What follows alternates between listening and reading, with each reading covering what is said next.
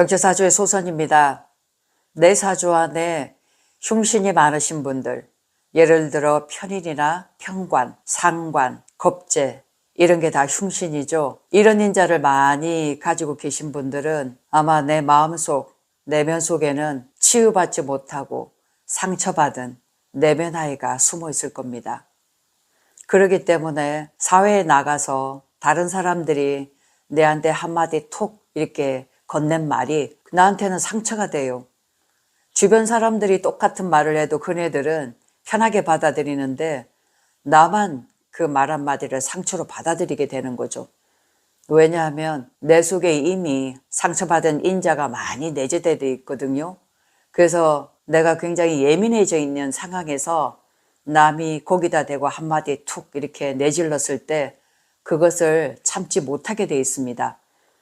특히 상관격 사주, 우리 편관격 사주 이런 사주들은 결단코 나한테 이제 한마디 뱉은 그 사람과 상대를 해서 그 사람을 눌러 이겨야 속이 시원하죠.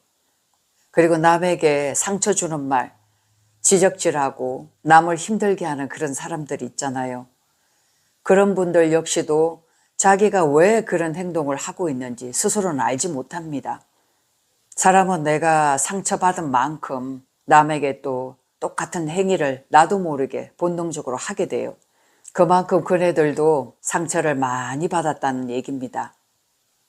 우리가 어릴 때 보면 어린아이였을 때는 부모로부터 한없이 사랑을 받고 자라야 됩니다.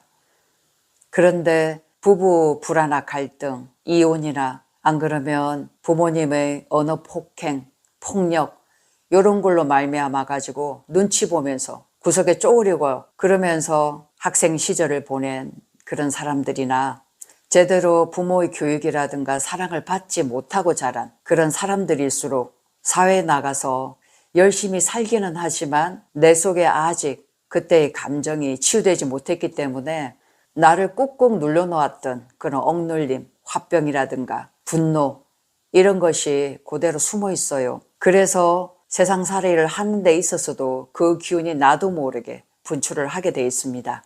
제가 사주상담을 하다 보면 부모로부터 도망치고 싶어서 더는 부모 밑에서 견디지 못해서 튕겨져 나온 그런 사람들이 있어요. 그렇게 해서 벼랑 끝에 서 있을 때 누군가 나에게 다가온다면 마음이 홀딱 그 사람한테 빠질 수밖에 없죠.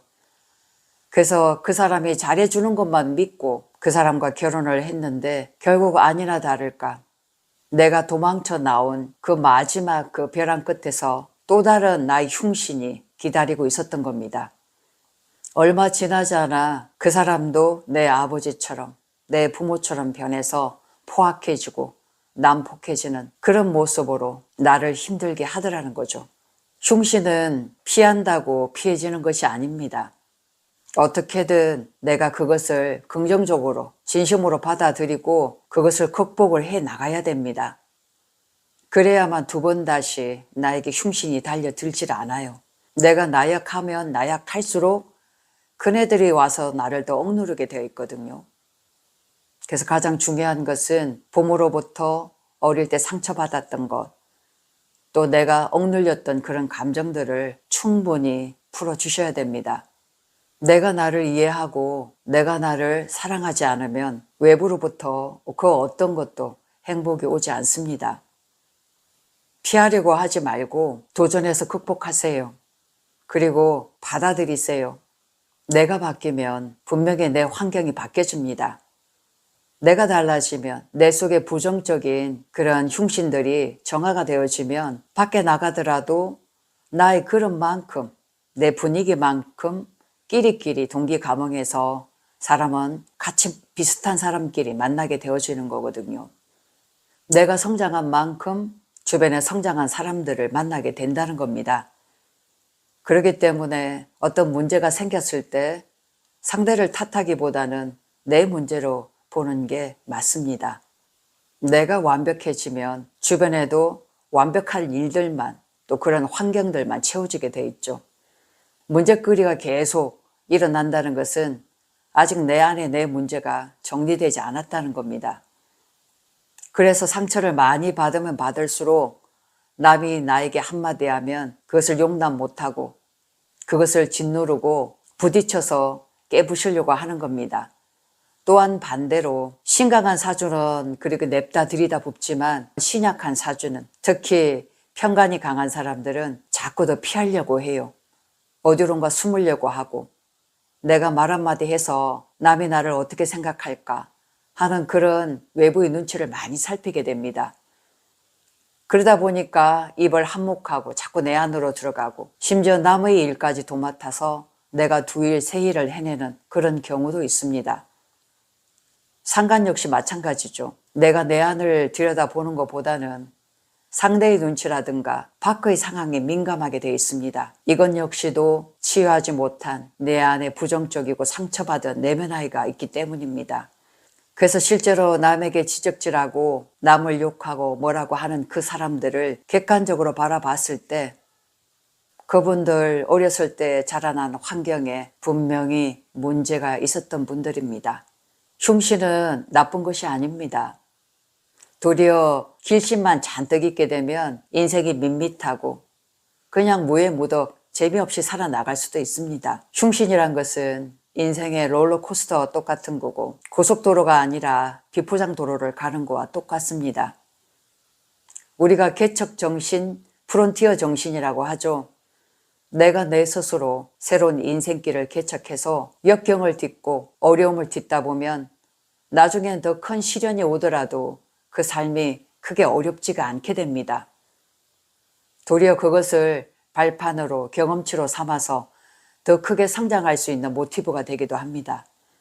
그래서 보통 사회에서 성공한 사람들이 다 이 흉신들을 극복하고 더 큰 나로, 더 큰 그릇으로 성장한 그런 분들이라고 볼 수 있습니다.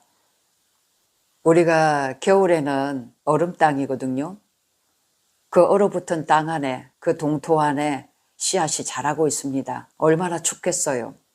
그렇지만 봄이 되면 땅 속에서 튕겨져 올라오는 힘이 그 무엇보다 몇 배 더 강력합니다. 인생의 어려움과 고통, 이것을 승화시키고 인내한 사람일수록 더 강력한 나로 인생의 제대로 된 삶을 잘 살아갈 수가 있는 거죠.